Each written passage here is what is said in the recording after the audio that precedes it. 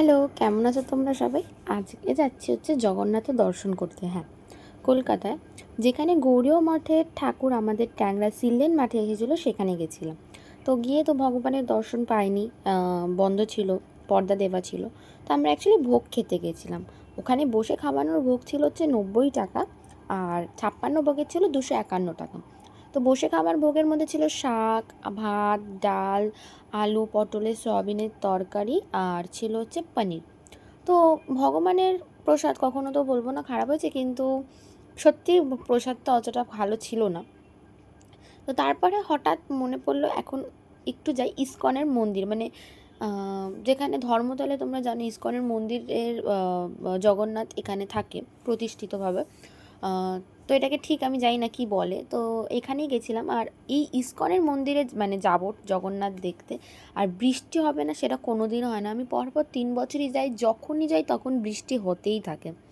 তো যাই হোক, তো এখানে কীর্তন হচ্ছিলো, যখন এই কীর্তনটা না ফার্স্ট টাইম দেখলাম, এই মানে 3 বছরে এই ফার্স্ট টাইম আমি এখানে দেখলাম, কোনো দিনও দেখি না। তো গেলাম এখানে একটু দেখলাম, কিন্তু এখানেও সেম দেখি যখন কীর্তন হচ্ছে, তারপরে অনেক ভিড় ছিল ভেতরে, ঢুকে দেখি মুখ বন্ধ। তো যাই হোক, অনেক পরে মানে আধ ঘন্টা দাঁড়ানোর পরে মুখ খুলেছে, ভগবানের দর্শন করলাম, দেখেও মন প্রাণ যেন জুড়িয়ে যায়।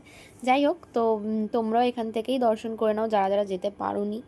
তো আমরা এখানে গেছিলাম, আর জানি উল্টো রথ পেরিয়ে গেছে, ব্লগটা এডিট করতে আমার একটু সময় লেগে গেছে আর কি।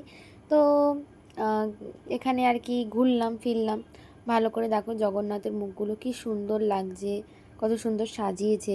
আর সত্যি বলতে না, গিয়ে আর আমরা যখন গেছিলাম তখন আরতি স্টার্ট হয়েছে, মানে আমরা শান্তির জল তারপরে তাপ সব পেয়েছি। তো তারপরে অনেকটাই ভিড়, তোমরা দেখতে পাচ্ছ এখানে ঝাড়টা দেখো কি সুন্দর।